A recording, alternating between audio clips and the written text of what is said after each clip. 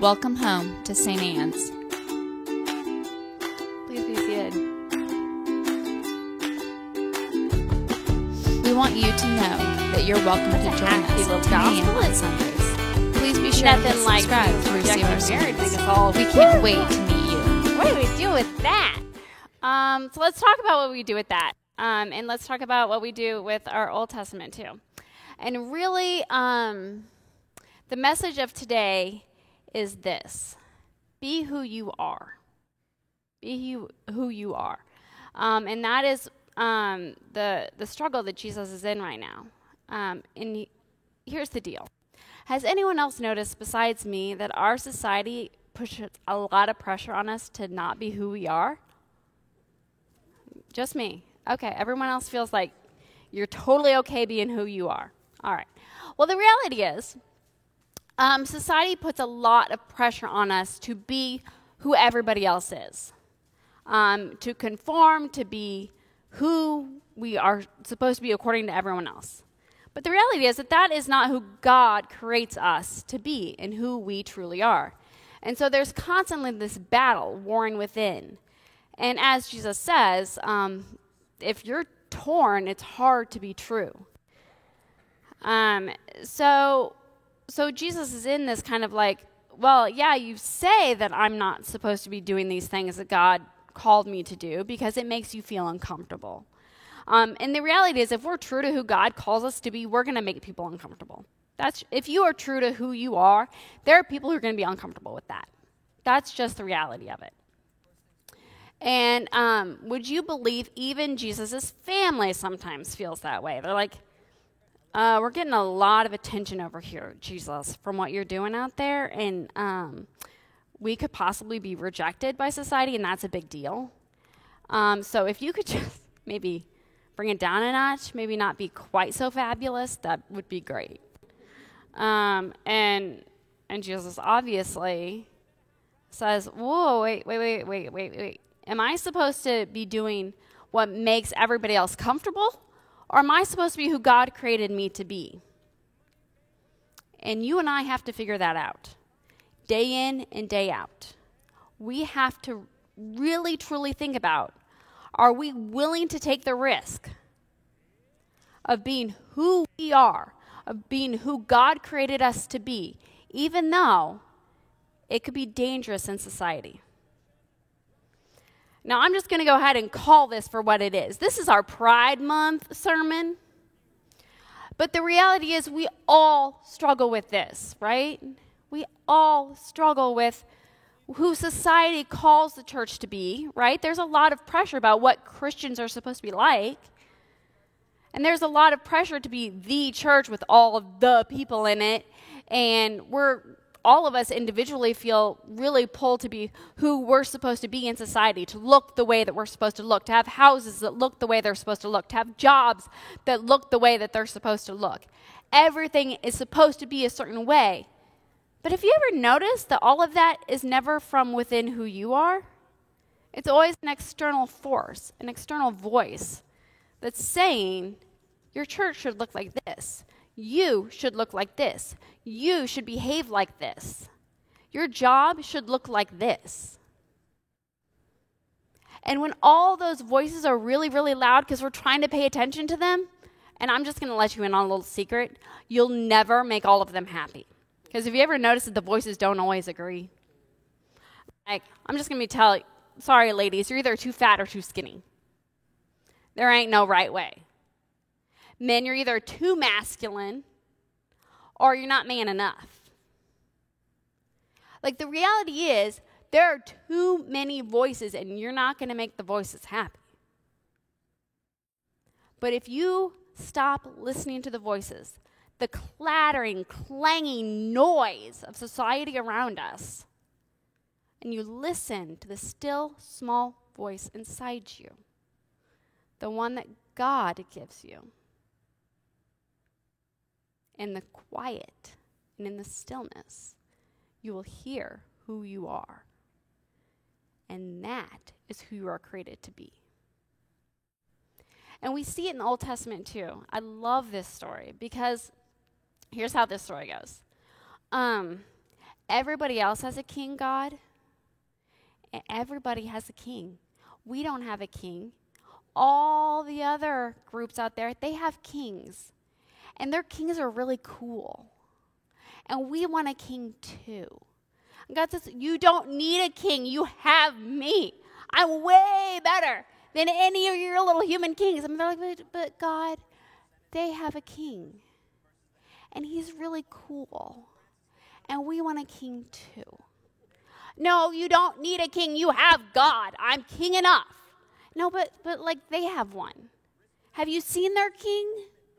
He has like big horses and stuff and hot women. And we want that too. And he's finally like, fine, I'll give you your king, but you're going to regret it. And I will promise you, if you get sucked in to being or trying to be all the things that the world tells you to be, you'll regret it. You will live your entire life chasing something that doesn't exist. And you'll give up all the trueness that is within you. When we do that, we give up God. You and I are called to be who God created us to be. And sometimes that's uncomfortable, and I get that. But is it uncomfortable because being true to you is uncomfortable, or is it uncomfortable because being true to you is uncomfortable for other people? Ask yourself that very truly. What is it about who God calls you to be that makes you uncomfortable? Why aren't we okay with that? Why, as a church, are we constantly chasing something that somebody else tells us churches look like? Why, as individuals, are we constantly chasing something that somebody else tells us that we should look like or be like? Our families are who they are called to be. And if your family isn't who it's called to be, get a new one. I know that sounds mean, but if Jesus can say it, I can say it. If your family is pressuring you to be someone who you are not, if God and your family don't agree, go with God. All right, I've seen this meme around. I love it right now. It's part of the Pride Month stuff. And it says, if your mom rejects who you truly are, I'm your mom now, and I'm here for free mom hugs. And I want us to really think that. If you are surrounded by people who reject who you truly are and who God creates us to be, if you're in a church who rejects what God says we should be doing, it's time for a new church. It's time for a new family. It's time for new friends. It's time for a new job. If you are being pulled away from who you truly are and who God calls us to be, then it's time to change everything else. Not God, and not who God calls us to be. So I really want a king. I really want a cool king. Like a really cool one. I really want a cool car because all the other kids have a cool car. I get that urge, but we will regret it. Better to go with the Jesus and say, you know what? This is who I am. This is who I was called to be. This is why I'm on this earth, to do these things. And if you can't get on board with that, then I will be with the people who are okay with that.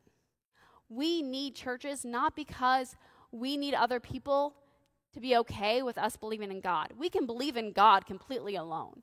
You could live in a hermitage and believe in God. That's not why we have community. You want to know why we have community? Because being Christian is hard. Being who God calls us to be and doing what God calls us to do is hard. And we are surrounded by clamoring noise that tells us to not do those things, to not be those things. Always there's noise. But on Sunday, at 10 in the morning, you are surrounded by people who say no. No, that's not true. The world is lying to you. What is true is what is within you. And I know that sometimes it's super hard to listen to that still small voice inside. So you are surrounded by other people who tell you and affirm for you, no. You listen to the still small voice inside. And even when you don't believe in yourself to do that, we do. And we will support you in that. And we're here with free mom hugs and free dad hugs and free brother and sister hugs because that's who we are. This is your family. These are your friends. These are the people who love you and care about you and want you to be who God created you to be. So, if you're struggling with who God created you to be, and let's be real, we all are. Let's be real. I really want to look the way that I'm supposed to look. And I really want to have super sweet cars, and I guess my Roach Prius isn't a super sweet car. I like it, though.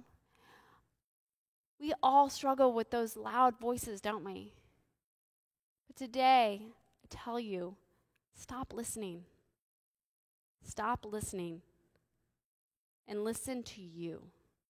Because that still voice within you, that's God. Sometimes he's quiet. But he's there. Listen. Listen. And if it's hard to listen, listen to us. Because we're here for you. I promise. I'm here for you just as you guys have always been here for me. We are here, and that is why we have a church community. To support one another. To be that family when it's hard. And I don't even know how to end this sermon. I really don't. I don't know a landing point. Because here's the reality. It's that simple. It is that simple. Stop listening to the noise. Stop listening to the noise. When it's hard, ask somebody for a hug. We'll give you a hug. And I'm vaccinated, and a bunch of us are vaccinated, so we can give hugs now. And that's the end. Sorry. That was a terrible landing. Sometimes I don't know how to land. We want you to know that you're welcome to join us at 10 a.m. on Sundays. Please be sure to hit subscribe to receive our sermons. We can't wait to meet you. We believe in one God, the Father, the Almighty.